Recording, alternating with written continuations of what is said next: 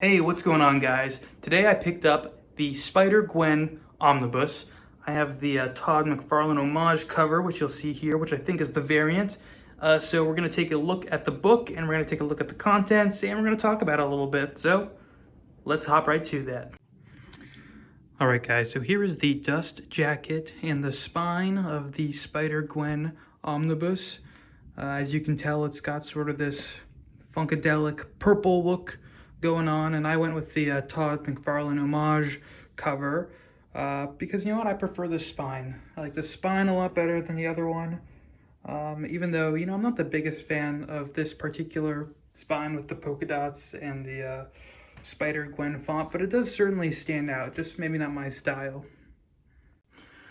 All right, guys, so here's the Spider-Gwen Omnibus without the dust jacket, and so we're gonna crack into this book and take a peek inside. It's actually a really nice color for the inside of the book here. Spider-Gwen, then there's Silk. Now, for those who are wondering, like, you know, what the heck is Spider-Gwen? Who is she? What the heck is this book? Well, so Spider-Gwen is not the Gwen Stacy from the Marvel 616 universe. You know, she's actually from Earth 65, I believe. And you know, it's a bit of a different world. There's a bit of variations on the villains. And you know, to tell you the truth, I haven't read this run myself in its entirety. There are a few issues here and there that I've read. There's a few specials that I've read. For example, inside of this, there is the Wolverine and Spider-Gwen crossover, which is also included in the all-new Wolverine Omnibus. Yeah, that's the X-23 crossover. Laura Kinney, if you will. Wolverine, if you will. So I'm actually excited to read this and learn more about Spider-Gwen because, you know, maybe you're someone who's a bit more casual to some Spider-Man lore stuff, like I have been lately. I haven't read a bunch of modern Spider-Man stuff or any of like the Spider-Verse comic books, but I'm sure we've all seen Into the Spiderverse, you know, the movie featuring Miles Morales that is animated and also features Spider-Gwen in there as one of the main characters. So we will get to learn more about the character and her comic origins, which I think this character was conceptualized, created, first put into print in 2014. Yep. There's looks like some Harry Osborn action. I'm not too sure I'm crazy about the artwork. Well, this is clearly different than what we were just looking at, but I also don't like this that much either. Yeah, I don't know. I don't know how I feel about the artwork. I guess I gotta read it to see if it matches up. I've heard that this is kind of a much lighter comic book, probably similar to All New Wolverine. That's probably why they thought they'd do well together. Here's that special issue I was talking about, by the way. And, you know, the issue here, this is not really a spoiler, but because it doesn't really have anything to do with the plot of All New Wolverine, and most likely not of Spider-Gwen. But this is where, like, they switch bodies, you know? They did that in the Ultimate Universe with Wolverine and Spider-Man, and I'm sure they just love doing it with Wolverines and Spider-People. So, Gabby, of course. This artwork's a lot better. I like this.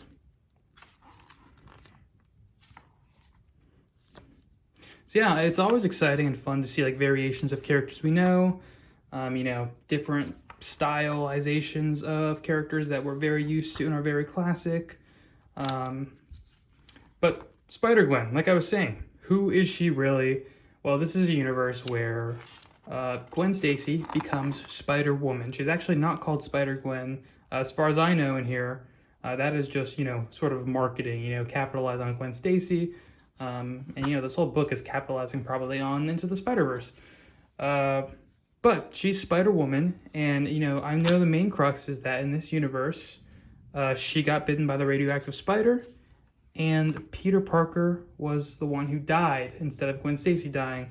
And I don't know exactly how he died. I think it has to do something with the lizard, or like he turns himself into lizard or something like that. I really don't know. If you know that, let me know in the comments below.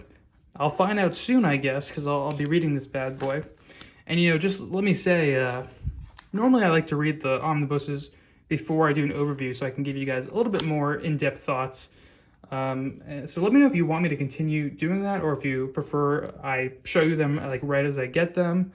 But I always thought, there's a little bit of nuance in me giving you some of my thoughts. Maybe you don't care about them, maybe you do. But like right now I'm reading the X-Men Age of Apocalypse omnibus, and that is a chunky, thick omnibus. There are many pages to it, and there's a lot of words in it. I'm enjoying it, but I'm not probably going to be able to get to it for another 3 or 4 days, if even that. So you guys let me know how you want this done. I'm totally open to hearing what you have to say. And, maybe I get the omnibus, I do overview video, and then later on I do a review video. I think now we're getting to some of the storylines that I have read, because I read a lot of Miles Morales stuff, and, he's kind of got this thing going on with Gwen Stacy, as depicted in the movie. When he crosses over to her universe and whatnot. I wonder if this actually collects. This collects Edge of the Spider-Verse stuff. Yeah, so I'm pretty sure I've read some of that stuff, and that's where I've got some vague knowledge of Spider-Gwen. And she kind of spawned all the Gwens, I think. There was Spider-Gwen, and then there was Gwenum, and then which is Gwen Stacy and Venom, and then there was Gwenpool. The creators, they got real cute with those names, didn't they? Pretty gosh darn original. But I also know, I'm pretty sure she's called Ghost Spider at some points. At least she was in the movie. That's some cool artwork right there. That Watcher looks very odd. Oh, this is some oh, this is Spider-Verse stuff. Yeah. So yeah, let me know if you guys think this one's worth a pickup. It's cool that this omnibus got created. I'm really enjoying them sort of branching out on the types of omnibuses they create. I want them to do exclusively X-Men omnibuses because I'm obsessed with the X-Men. But it's nice that they're also, introducing me to omnibuses and storylines and writers like this one, which I have not experienced before. Here's just some extras in the back. Character profile stuff, pretty cool. Here's some Scotty Young artwork. You guys like Scotty Young? I'm pretty mixed. Some of them I like, some of them I really don't like. Here's that Todd McFarlane homage cover. These are always so weird, the action figure covers.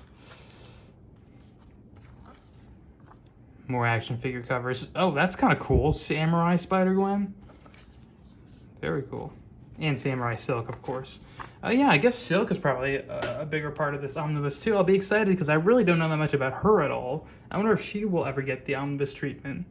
I don't know, we'll see. There's a good chance, I'd say, with all the Spider-Man stuff we'll probably be seeing in the future from movies, and, Sony Universe, and whatever happens, happens. All right, guys, and then, just if you want to see it, here's the very back. So it sort of puts together that picture of Spider-Gwen running. There's her silhouette, though, It's kind of creative. Big purple theme. Anyway, thanks for watching, guys. And please like, comment, subscribe. Let me know if there's a book over here you think you'd like an overview of, or you'd like some thoughts on. I've read every single thing over here, so any of that I can tell you about. So thank you for watching. Please come again.